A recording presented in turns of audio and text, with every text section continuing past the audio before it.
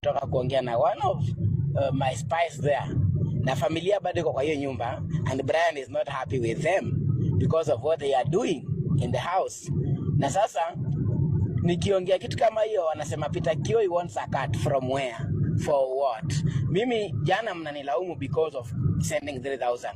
Mwiti alita hii story na akasema yatumwa kwa Brian. And since it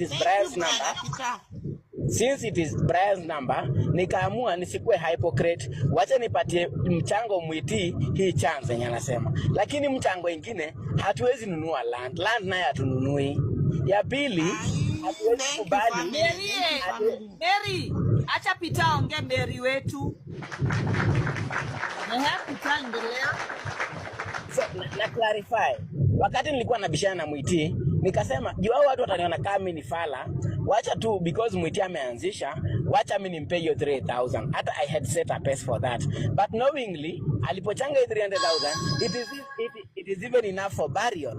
And being enough for burial, this one does not call us TikTokers to go and buy someone land as equal. It does not call for TikTokers to go and buy some people clothes. Niliwauliza maswali na bado mpaka sasa sijapata jibu. Niliwauliza, what are you doing in that house knowing that it has rent arrears?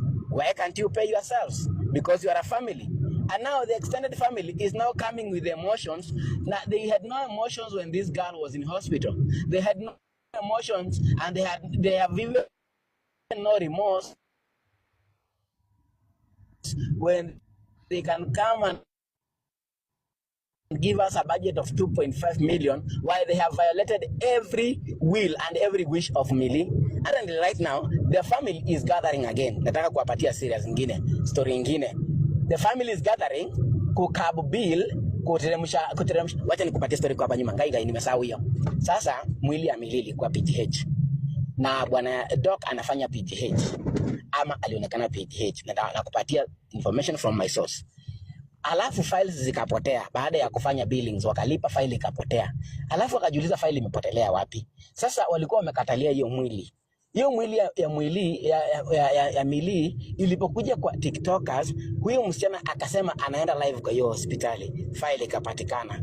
Baada ya kupatikana wakahamisha kutoka kwa Moko. Kuhamisha, walipopeleka Umash, immediately familia ilitoka, askari wakakuja kwa hiyo nini.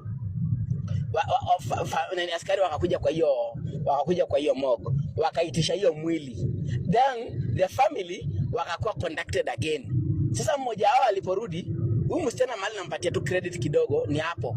Huyu Katimo aliporudi akawaambia ataingia live, wakadisappear. Remember?